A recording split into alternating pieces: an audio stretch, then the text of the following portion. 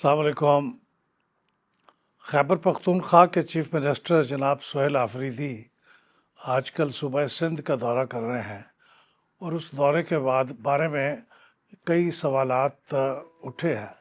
आज की इस व्लॉग में हम उन सवालात के बारे में कुछ जवाब देने की या एक्सप्लेनेशन देने की या उन्हें समझने की कोशिश करते हैं। पहली बात तो यह है कि ये विज़िट जो 3 या 4 दिन का है अभी भी जारी है।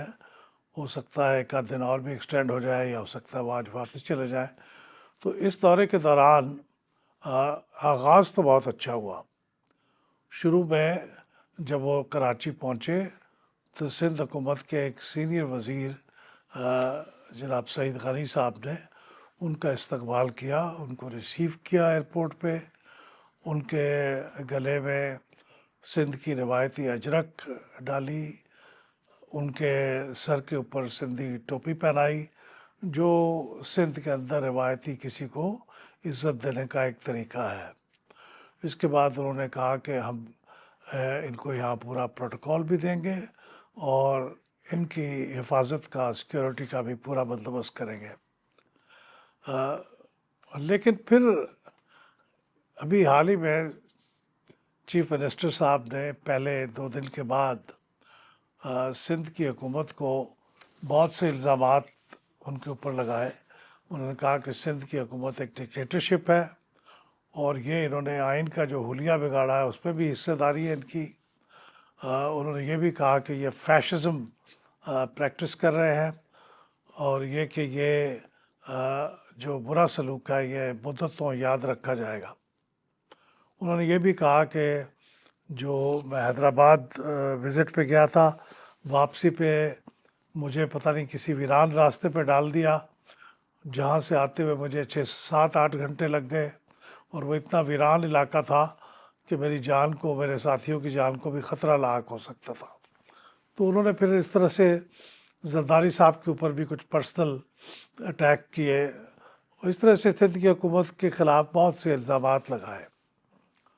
अब ये किस हद तक ये इल्ज़ामात दुरुस्त है, ये तो वक्त आने के साथ साथ कुछ वाज़े होंगे, लेकिन सिंध हुकूमत ने कम अज़ कम कुछ अच्छे काम ये किए थे कि उनका अच्छा रिसेप्शन करने के बाद उनको वहाँ पे हैदराबाद जाने की भी इजाज़त दी, कोई रुकावट नहीं डाली।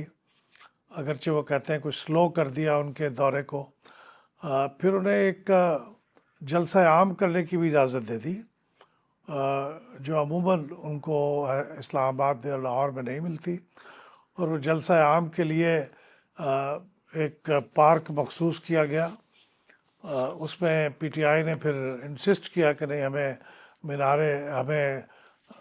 मज़ार कायद आज़म के बाहर एक गेट के सामने जलसा करने की इजाज़त दी जाए। वो उन्होंने नहीं दी। एक तो ये इख्तलाफी नुक्ता ये हो गया। दूसरा फिर वो देर से इजाज़त मिली।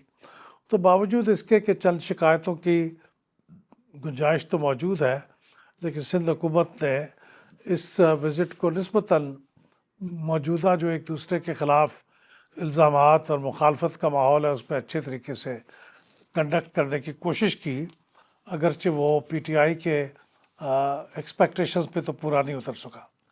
तो सवाल ये है कि ये वाकई बुरा सलूक था, उतना ही बुरा सलूक था जितना पीटीआई के इल्ज़ामात से महसूस होता है। अब इसमें एक बड़ा बुनियादी सवाल ये है कि चीफ मिनिस्टर साहब का ये दौरा सरकारी दौरा था या एक प्राइवेट दौरा था। इससे पहले जब उन्होंने पंजाब का विज़िट किया तो उसको पीटीआई के चेयरमैन गौहर खान साहब, बैरिस्टर गौहर खान साहब ने भी इसको एक प्राइवेट विज़िट करार दिया था। और मेरे ख़्याल में चूँकि कराची में भी उनका कोई सरकारी काम तो नहीं था, सरकारी काम से मुराद है कि हुकूमत का कोई काम, तो इसलिए उसको भी प्राइवेट विज़िट ही करार दिया जाएगा। और फिर उनकी एक अच्छे सलूक की और प्रोटोकॉल की और जो दूसरी चीज़ों की तवक्कुआत है वो शायद इसलिए भी अनरियलिस्टिक है कि बुनियादी तौर पे ये दौरा जो पंजाब का था वो भी और सिंध का दौरा भी था वो भी एक स्ट्रीट एजिटेशन के लिए, लोगों को उभारने के लिए किया जा रहा था। उन्होंने पब्लिकली ये बात कही थी, कोई छुपी हुई बात नहीं है। تو جب آپ لوگوں کو اسٹریٹ ایجیٹیشن کے لیے ابھارنے کے لیے آ رہے ہوں تو پھر آپ کی یہ توقع کہ آپ کو وزٹ آپ کا سرکاری طور پہ ٹریٹ کیا جائے، آپ کو پروٹوکول بھی دیا جائے، آپ کو فیسیلیٹیٹ کیا جائے کہ آپ لوگوں کو جا کے اسٹریٹ ایجیٹیشن کے لیے ابھار سکیں، یہ میرا خیال میں غیر حقیقت پسندانہ بات ہے۔ تو جتنا بھی ان کو اکاموڈیٹ کیا سندھ حکومت نے، میں سمجھتا ہوں یہ بھی ایک مناسب حد تک ان کو اکاموڈیٹ کیا گیا، خاص طور پہ ان کو پبلک وزٹ، پبلک ایک جلسے کی جو اجازت دی گئی وہ بھی ایک غیر معمولی بات تھی موجودہ حالات کے حساب سے۔ ایک سوال یہ بھی اٹھایا جا رہا ہے کہ کیا پنجاب میں جو وزٹ کے دوران جو سلوک تھا وہ اور سندھ کے اندر جو سلوک تھا وہ مختلف تھا، تو اس مختلف ہونے کی کیا وجوہات ہو سکتی ہیں؟ اس کی میرے خیال میں تو بنیادی وجہ ایک ہی ہے۔ اس کی وجہ یہ ہے کہ پنجاب میں پی ٹی آئی اور پاکستان مسلم لیگ نواز جو اس وقت وہاں کی رولنگ پارٹی ہے، وہ بہت ان کے جو پاپولیرٹی ریٹنگ ہے وہ قریب قریب ہے، اور میں ریٹنگ کو ریفر کر رہا ہوں جنرل الیکشن 2024 سے، جس کے مطابق پی ٹی آئی کے جو ووٹ شیئر تھا وہ ٹوٹل ووٹ جو کاسٹ ہوئے تھے ان کا 31% تھا، اور پی ایم ایل این کا 32% تھا، یعنی تقریباً برابر برابر تھا۔ تو ان دونوں کے درمیان جو کمپٹیشن ہے وہ بڑا کلوز ہے۔ تو جب اتنا کمپٹیشن کلوز ہو تو اب آپ دوسری پارٹی کو یہ موقع نہیں دینا چاہتے کہ وہ اسٹریٹ ایجیٹیشن کر لے کامیابی کے ساتھ اور پورے نظام کو صوبے کے ڈسرپٹ کر دے، اور شاید پاپولیرٹی کی بھی جو فرق ہے اس کو بھی ڈسرپٹ کر دے۔ تو بنیادی بات تو یہ ہے کہ یہ پنجاب میں یہ افورڈ نہیں کر سکتی تھی پنجاب کی حکومت اس ڈسرپشن کو، جو کہ دونوں کے درمیان جو فرق ہے ووٹوں کا اس کم ہونے کی وجہ سے زیادہ امکان تھا۔ سندھ میں اس بات کا امکان نسبتاً بہت کم تھا۔ اس کی وجہ ہے کہ سندھ میں جو پی ٹی آئی کے ووٹس تھے 2024 کے الیکشن میں وہ کل 9% تھے، اور پیپلز پارٹی کے 46% تھے۔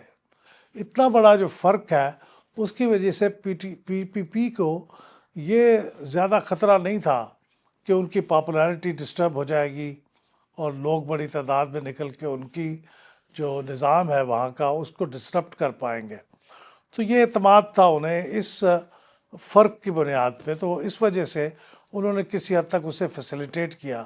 لیکن بعد میں جب انہوں نے دیکھا کہ یہ جو فیسیلیٹیشن ہے اس کا شاید وہ فائدہ کچھ ان کی توقع سے زیادہ اٹھا رہے ہیں، تو انہوں نے اس موقع پہ کچھ تھوڑی سی سختی کرنے کی کوشش بھی کی، اور ان کو جو وینیو انہیں دیا ہوا تھا پبلک میٹنگ کا اس سے بدل کے دوسرے وینیو پہ جانے کی اجازت نہیں دی۔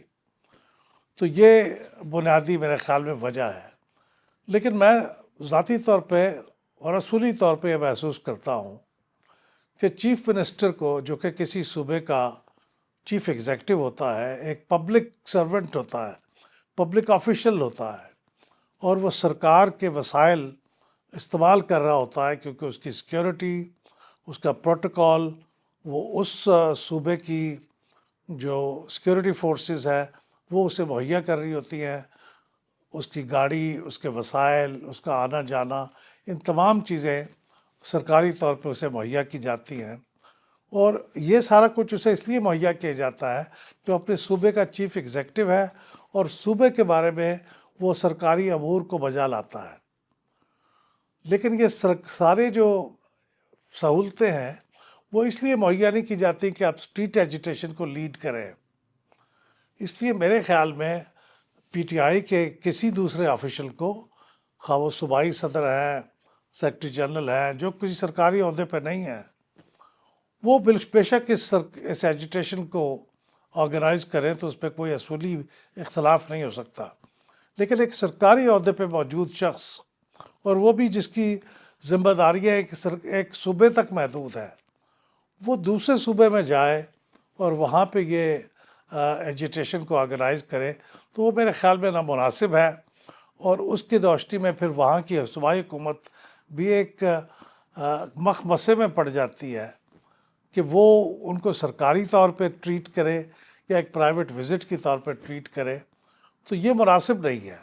تو اس لیے میرے خیال میں بہتر یہی ہوگا کہ فیوچر میں یہ وزٹ سرکاری طور پر ہی ہوں، اور ایجوٹیشن کا کام پارٹیوں کے سپرد کیا جائے، ان کے عہدیداروں کے سپرد کیا جائے۔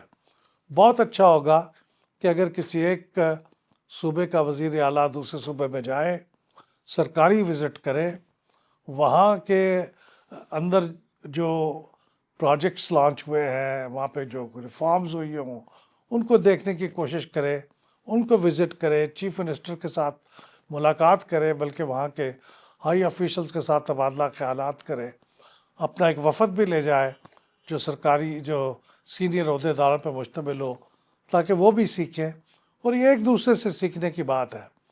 مثلاً خیبر پختونخوا کے وزیر اعلیٰ اگر سندھ میں جاتے ہیں تو سندھ کے وزیر اعلیٰ بھی کل کو خیبر پختونخوا میں جائیں، لیکن یہ لرننگ کا میوچول انڈرسٹینڈنگ کا وزٹ ہو، اس سے ایک دوسرے کے بارے میں انڈرسٹینڈنگ بھی بڑھے گی اور ایک دوسرے کی گورننس سے سیکھنے کا موقع بھی ملے گا۔ لیکن یہ ایجوٹیشن کے کام پارٹیوں کے عہدیداروں کے سپرد کر دینے چاہیے، سرکاری عہدیداروں کو یہ کام نہیں کرنا چاہیے۔ بہت شکریہ۔